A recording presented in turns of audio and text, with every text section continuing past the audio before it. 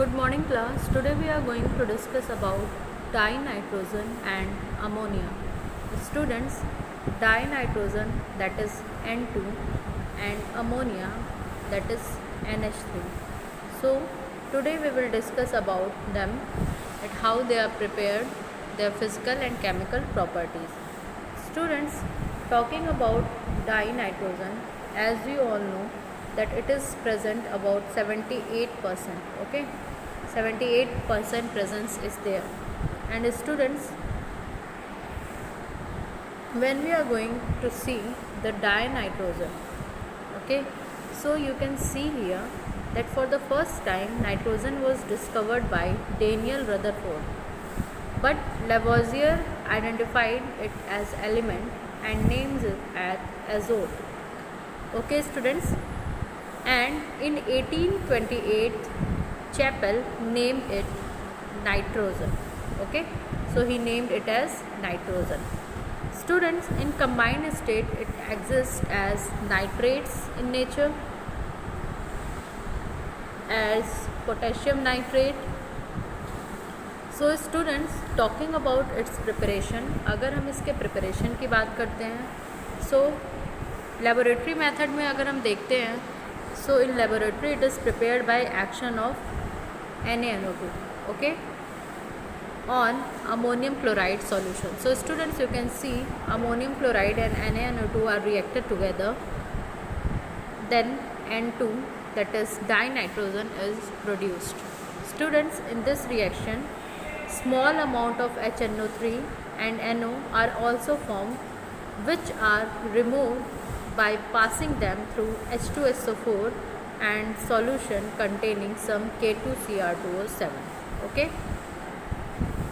students, it can also be prepared from nitrogen compound. हम इसको nitrogen compound से भी प्रिपेयर कर सकते हैं.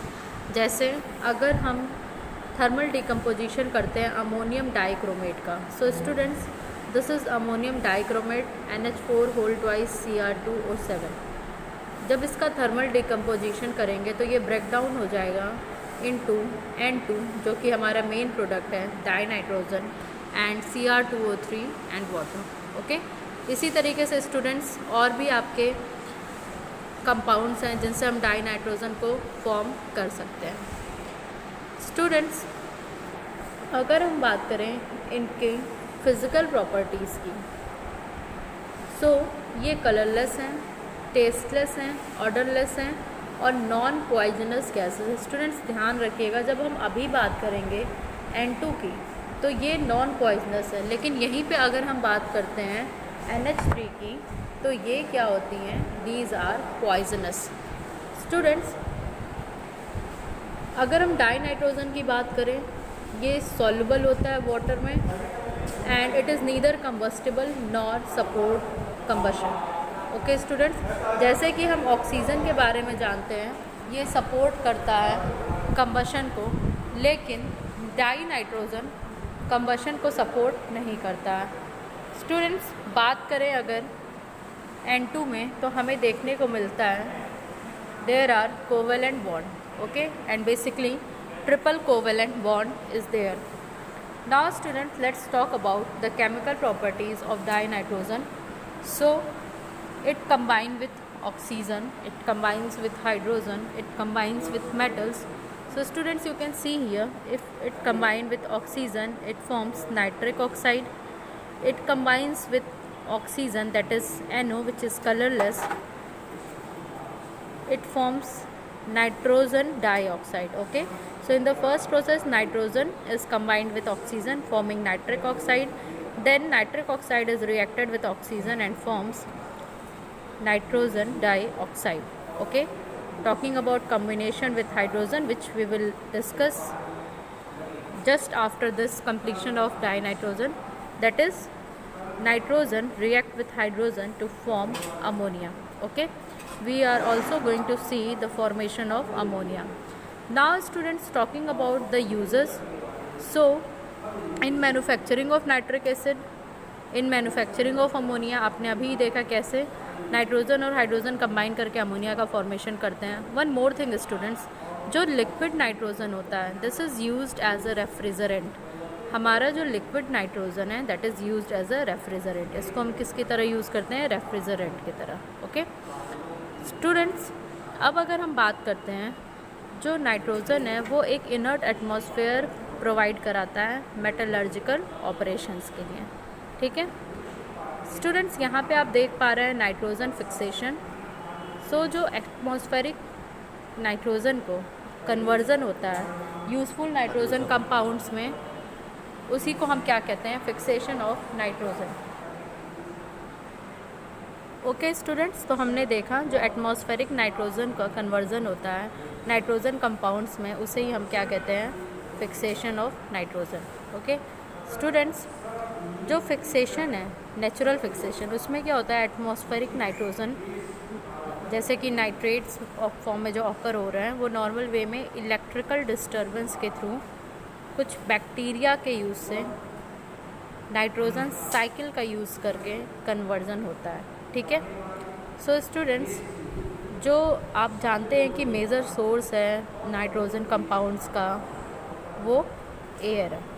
ठीक है one more thing students, atmosphere में नाइट्रिक एसिड आप कह सकते हैं या नाइट्रस ऑक्साइड, ये फॉर्म्स होते हैं फोटोकेमिकल रिएक्शन से। फोटोकेमिकल रिएक्शन से कैसे स्टूडेंट्स? जो ये केमिकल्स एटमॉस्फेयर में रहते हैं उनमें लाइट का एक्शन होता है और जो है ये फॉर्म हो जाते हैं। ठीक है तो जो ट्रेसेस है फ्री अमोनिया के वो भी पाए जाते हैं नेचर में, और ये क्या होते हैं? वर्स्ट हो जाते हैं एयर के साथ, और जो नाइट्रस और नाइट्रिक एसिड्स हैं वो फॉर्म्ड होते हैं और न्यूट्रलाइज हो जाते हैं लाइम के साथ सॉइल में, giving nitrate of calcium which is food of plant. ठीक है तब ये क्या देते हैं? नाइट्रेट देते हैं जो कि प्लांट्स का फूड है, that is CaNO3 whole twice. ये क्या है? प्लांट्स का फूड है। ठीक है तो बेसिकली स्टूडेंट्स यहाँ क्या हो रहा है? हमने देखा कि एयर में नाइट्रोजन प्रेजेंट, ऑक्सीजन भी है, तो ये नाइट्रिक ऑक्साइड का फॉर्मेशन करेगा। ये नाइट्रिक ऑक्साइड फिर रिएक्ट करेगा ऑक्सीजन के साथ, तो वो नाइट्रोजन ऑक्साइड का नाइट्रोजन डाइऑक्साइड का फॉर्मेशन करेगा। फिर ये नाइट्रोजन डाइऑक्साइड वाटर के साथ, जो रेन वाटर होगा उसके साथ और ऑक्सीजन के साथ मिक्स होकर नाइट्रिक ऑक्साइड का फॉर्मेशन करेगा। फिर ये नाइट्रिक ऑक्साइड लाइम मतलब कि कैल्शियम कार्बोनेट जो सॉइल में है उसके साथ रिएक्ट करके जो आपके प्लांट्स के फूड हैं that is CaNO3 whole twice, इसका फॉर्मेशन करेगा। ओके सो स्टूडेंट्स, इस तरीके से आप देख पाएंगे जो हमारा सेकंड कंपाउंड है। ठीक है दैट इज़ अमोनिया। अमोनिया की बात अगर की जाए तो ammonia was prepared by Presley ने इसको प्रिपेयर किया था अमोनियम क्लोराइड पे लाइम का एक्शन करा के। ठीक है इसको हम लोग अल्कलाइन एयर भी कहते हैं। सो स्टूडेंट्स, इसकी अगर हम बात करें प्रिपरेशन की, तो प्रिपरेशन में आप देख पाएंगे मैग्नीशियम आर्सेनाइड का वाटर के साथ रिएक्शन हो रहा है, हीट किया जा रहा है और ये क्या बना दे रहा है? मैग्नीशियम हाइड्रोक्साइड और अमोनिया, आप यहाँ पे देख पा रहे हैं। लेकिन स्टूडेंट्स, अमोनिया के प्रिपरेशन में जो मोस्ट इम्पॉर्टेंट है वो होती है बाय हेबर्स प्रोसेस। ठीक है जो अमोनिया की मैन्युफैक्चरिंग है, तो हेबर्स प्रोसेस में बेसिकली होता क्या है? नाइट्रोजन रिएक्ट करता है हाइड्रोजन के साथ और आप देख पा रहे हैं अमोनिया का फॉर्मेशन होता है। ओके स्टूडेंट्स, अगर हम बात करें इसी की मतलब हेबर्स प्रोसेस की, तो हेबर्स प्रोसेस कभी कभी एग्ज़ाम में लिखने को आता है शॉर्ट नोट में कि give the preparation of ammonia through Haber's process, तो आपको इसी रिएक्शन का यूज़ करना है। बेसिकली यहाँ पे आप जानते हैं ये रिवर्सिबल रिएक्शन है। ये जो एरो आपको दिखाता है जब नाइट्रोजन हाइड्रोजन के साथ रिएक्ट कर रहा है, तो ये जो एरो आपको दिखा रहा है ये शो कर रहा है कि ये क्या है? रिवर्सिबल है। ठीक है स्टूडेंट्स, और एक्सोथर्मिक है और यहाँ पे फॉर्मेशन होता है अमोनिया का डिक्रीज़ करके वॉल्यूम में। ठीक है नाउ स्टूडेंट्स, अगर हम देखते हैं यहाँ पे आप देख पा रहे हैं डायग्राम हेबर्स प्रोसेस का, तो ये हेबर्स प्रोसेस का डायग्राम है। ठीक है N2 और H2 आपके यहाँ पे आपको दिख रहे हैं। ठीक है और आपको क्या दिख रहा है? कंप्रेसर है, इसको यहाँ पे कंप्रेसिंग का काम होगा। फिर प्यूरीफायर और ड्रायर इसको प्यूरीफाई करेगा, ड्राई करेगा। फिर कैटलिस्ट चैम्बर जो है और हीट एक्सचेंज होगी यहाँ पे, और ये कैटलिस्ट चैम्बर जो है यहाँ हीट एक्सचेंज करके ये सीधे सीधे क्या बना देगा? हमारा लिक्विड अमोनिया। ठीक है स्टूडेंट्स, अगर इसकी बात करें लिक्विड अमोनिया की, तो प्रॉपर्टीज़ में हम कहते हैं ये भी कलरलेस है, लाइटर होती है, एयर गैस से, और इसका जो मॉलिकुलर मास होता है इज़ 17, वेयर इज़ जबकि molecular mass of air is 29। तो इससे आप समझ सकते हैं कि ये लाइटर है। दूसरी चीज़ स्टूडेंट्स, अमोनिया गैस मतलब बेसिकली पोलर मॉलिक्यूल है, वो हाईली सॉल्युबल होती है वाटर में due to capability to form intermolecular H bond. तो आप देख पा रहे हैं, हमने पहले भी बताया था NH के केस में हमें क्या देखने को मिलेगा, इंटरमॉलिकुलर H बॉन्डिंग, ठीक है। तो ये सारी इसकी कुछ प्रॉपर्टीज़ हैं। दूसरी चीज़, ये बैड कंडक्टर है इलेक्ट्रिसिटी की, वाइल इन एक्वस सॉल्यूशन में क्या हो जाती है, ये गुड कंडक्टर होती है इलेक्ट्रिसिटी की। Now students let's talk about chemical properties. अगर हम केमिकल प्रॉपर्टीज़ की बात करें तो कंबशन में हेल्प करती है अमोनिया। हमने देखा था नाइट्रोजन हेल्प नहीं करता लेकिन अमोनिया हेल्प करता है। अमोनिया जो है कंबशन मतलब ऑक्सीजन के साथ रिएक्ट करके डाई नाइट्रोजन का फॉर्मेशन करती है, ठीक है, डाई नाइट्रोजन एस्केप करता है। अगर स्टेबिलिटी की बात करें तो ये स्टेबल कंपाउंड है, हमने देखा है कि इसमें हाइड्रोजन बॉन्ड बन रहा है। ऐसे ही अगर ऑक्सीडेशन की बात करें स्टूडेंट्स तो ये नाइट्रिक ऑक्साइड का फॉर्मेशन करेगा। अगर इसके बेसिक नेचर की बात करें तो आप जान रहे हैं कि जो एक्वस सॉल्यूशन होता है अमोनिया का, वो रेड लिटमस को ब्लू में कन्वर्ट कर देता है। It prove that ammonia is basic in nature, ठीक है। उसकी कुछ और जनरल प्रॉपर्टीज़ हैं। General properties in the sense students, अगर हम बात करें इसके स्ट्रक्चर की तो आप यहाँ देख पाएंगे इसका स्ट्रक्चर। हम जानते हैं अमोनिया में आपके पास एक लोन पेयर ऑफ इलेक्ट्रॉन है और ये तीनों आपके हाइड्रोजन है, ठीक है। तो यहाँ पे हमें क्या देखने को मिलता है, sp3 hybridization, okay. So this is all about today's lecture. In our next lecture we will discuss some more compounds. Thank you class.